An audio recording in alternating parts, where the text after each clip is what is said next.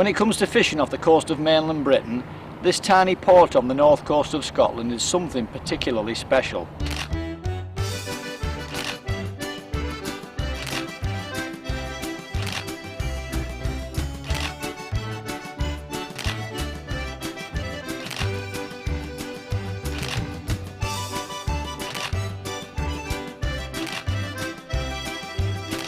In bad weather conditions, a particularly inhospitable place to be, yet home to vast quantities of cod, ling and pollack, and some of the biggest and hardest fighting fish on the planet. Yet few English anglers could pinpoint Scrabster on a map, and even less will have ever fished here. Just beyond the harbour wall here lies one of the most notorious stretches of water in the Northern Hemisphere, the Pentland Firth.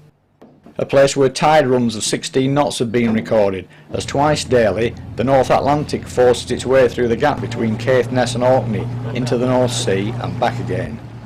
The harbour itself is tucked into the northwest corner of Thurso Bay, the other extremity of which is Dunnet Head. In the background, this is Dunnet Head, UK mainland's most northerly point. These deep cold waters are home not only to some of the biggest fish in the UK, but also in the world.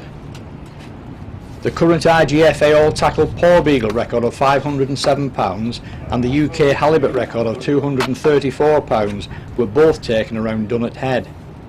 That shark record, along with some IGFA line class records, was taken aboard Karen, the boat we are fishing on here today.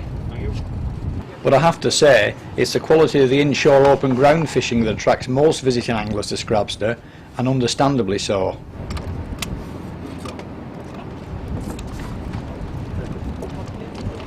The party aboard Karen for this trip hailed from Newcastle, and in their opinion, the fishing was head and shoulders above anything else they've experienced anywhere else in the country, including visits to the south coast and Ireland. This film was shot during September, when ling, cod and pollack are the main target species. If it's the thoughts of big sharks that turn you on, then the time to be making your trip is any time between October and March.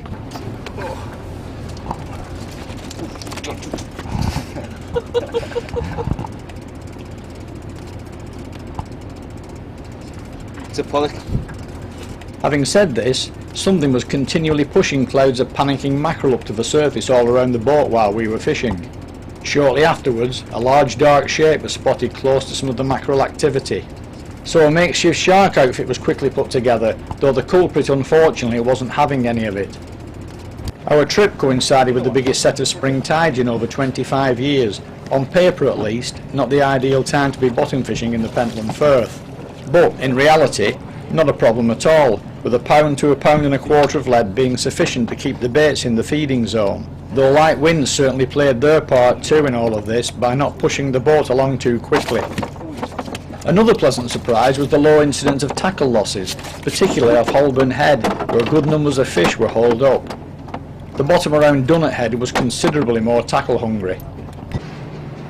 Eddie McCarthy here even managed to get down with a small lead head on a fly rod. Yeah, I've got a jelly deal on the end of my fly lane, and I'm just slowly bringing it from the bottom. Hopefully a pollack could get a hold of it.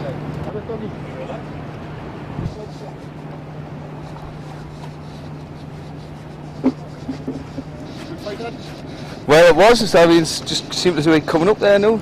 Oh, there it is, it's kicking again. There it is.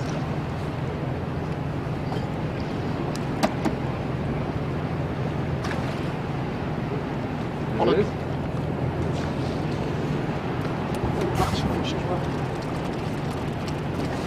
You got the net, yeah? It's just with it's been on the fly rod. Can I pull this up?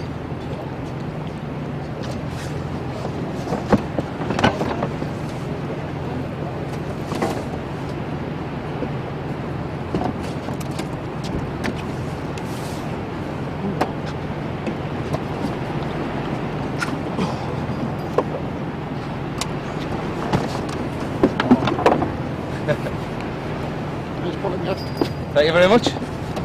Nice fish for the fly rod.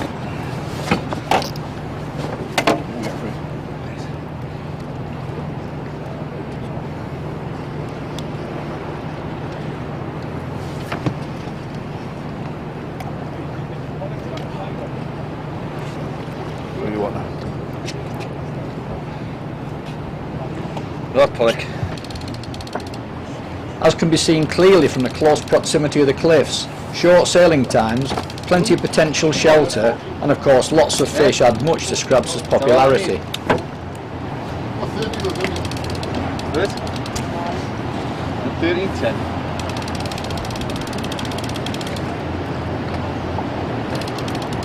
It's only a mackerel, you know. It's making it look good. Anyone else put in the notes? When have I got you as well?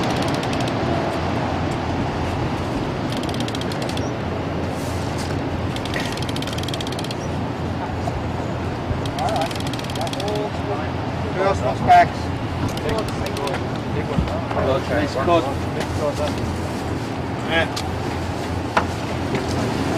Who's needing the net? Yeah.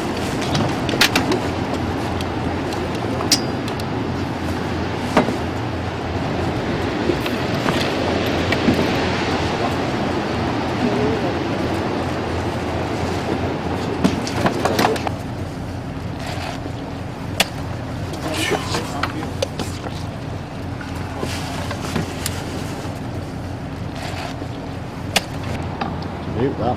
Aye. Where you get that one on? Daylights.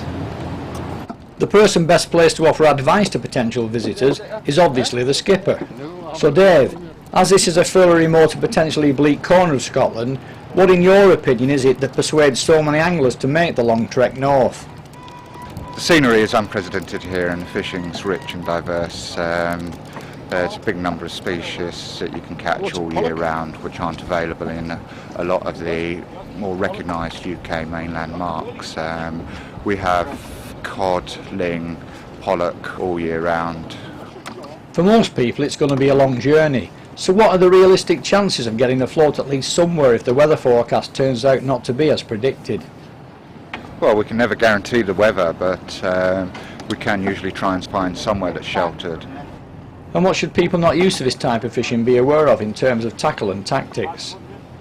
Basic simple tackle and muppets, Norwegian perks, white feathers baited will work.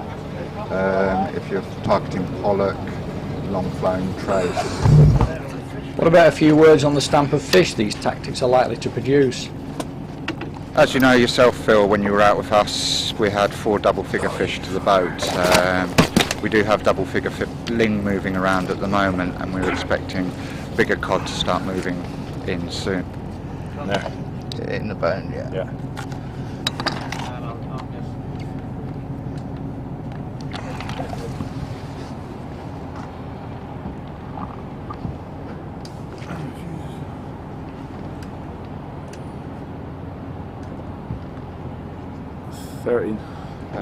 Standard 13. Most of the ling, many of the cod and some of the pollock were taken on baited lures fished on short droppers spaced out either above a lead or a baited perk. Hooks spaced out above the lead like this are always less likely to go to ground. A weak link to the lead will also help reduce tackle losses. Fish bait isn't a problem here in the warmer months. In fact, these were some of the biggest and most abundant mackerel I've seen in recent times. You can see at first hand here the importance of fish baits for big ling, as this stomach autopsy shows. Mackerel. As was mentioned earlier, the 234 pound halibut record belongs to Dunnet Head, but you don't hear much about these giant flatties these days. Why is that? Well, they're not actively targeted, but there was one last summer, which came up to a boat, and that was £55. So there you have it. If large numbers of edible fish caught close to base are what turn you on, the Pentland Firth should be penciled in right at the top of your places to visit list. Alternatively, if you fancy a change from your normal winter routine with a crack at some really big sharks, Scrabster should be put at the top of that list too, particularly bearing in mind that other fish are about on a year-round basis. I did the journey by car from junction 29 of the M6 in Lancashire in a little over 10 hours. If the thought of that puts you off, Wick Airport is less than 30 miles from Scrabster, so you could always hop onto a plane.